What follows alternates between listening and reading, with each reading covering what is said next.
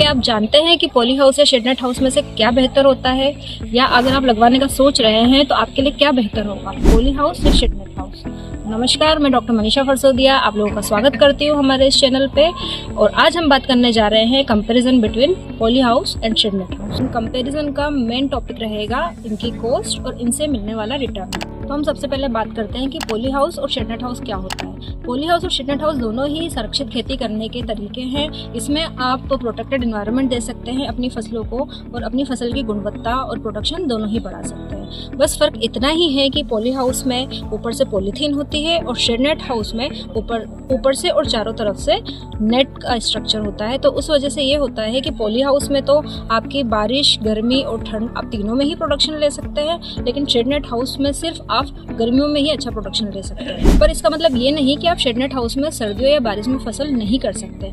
In fact सर्दियों में आप शेड नेट हाउस में बहुत अच्छे से कलर्ड कैप्सिकम हो गए या एक्सोटिक वेजिटेबल्स हो गए, ग्रीन लीफ वेजिटेबल्स हो गए, वो बहुत अच्छे से कर सकते हैं। इनफैक्ट बारिश में आपको थोड़ा सा इसका पैसेज आउट का चैलेंजेस आएंगे, तो आपको जो ड्रेन आउट करने का सिस्टम होता है पानी का, अगर आपने वो अच्छे से मैनेज कर लिया तो आप नेट हाउस में बहुत अच्छे से प्रोडक्शन निकाल सकते हैं। तो आइए अब हम बात करते हैं इनके कॉस्ट के बारे में। तो 1 एकड़ का जो पॉली हाउस है उसकी कीमत कम से कम बैठती है 35 से 45 लाख। लेकिन अगर आप सब्सिडी पे जाते हैं, जो मैंने आपको मेरे पिछले वीडियोस में भी बताया है कि आप इंडियन गवर्नमेंट से सब्सिडी अवेल कर सकते हैं, तो यही 1 एकड़ का पॉली हाउस आप 12 से 13 लाख में भी बनवा सकते हैं। और वहीं हम अगर शेड नेट हाउस की बात करें तो 1 एकड़ का शेड नेट हाउस करीबन 25 लाख का बैठता है, लेकिन वही अगर आप सब्सिडी से बनवाने जाएंगे तो आपको ये 8 से 12 लाख का पड़ेगा।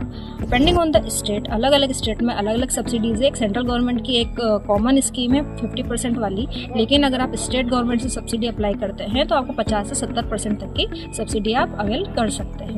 तो आपके बजट पर डिपेंड करता है आप पॉली हाउस लगवाना चाहते हैं या शेड नेट हाउस लगवाना चाहते हैं। अब हम बात करते हैं ROI की, that is return of your investment. तो अगर आप पॉली हाउस लगवाते हैं तो इससे आप 1 साल में ही 25 से 30 लाख का आप रिटर्न निकाल सकते हैं, क्योंकि पॉली हाउस में आप ऑफ सीजन क्रॉप्स भी कर सकते हैं। अगर आपने टेम्परेचर, ह्यूमिडिटी अच्छे से मेंटेन की है और अगर आपने फैन फेड पॉली हाउस लगा लिया तो और भी अच्छी बात है। आप इसमें through out the year, off season जो भी सब्जियां चाहें आप लगा सकते हैं और अच्छा खासा रिटर्न निकाल सकते हैं।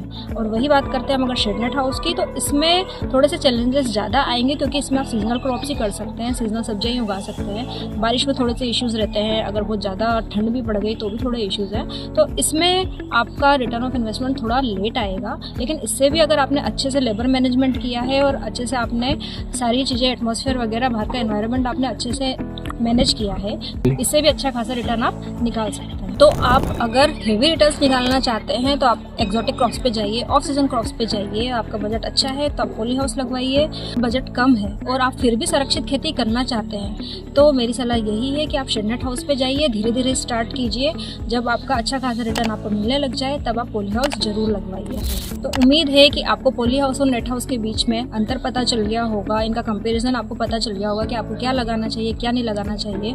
आपको एक दिशा मिली होगी। अगर आपको इससे रिलेटेड और भी जानकारी चाहिए तो आप कमेंट बॉक्स में हमसे पूछ सकते हैं। अगर आपको वीडियो अच्छा लगे तो आप लाइक कीजिए, हमारे चैनल को सब्सक्राइब कीजिए और शेयर कीजिए।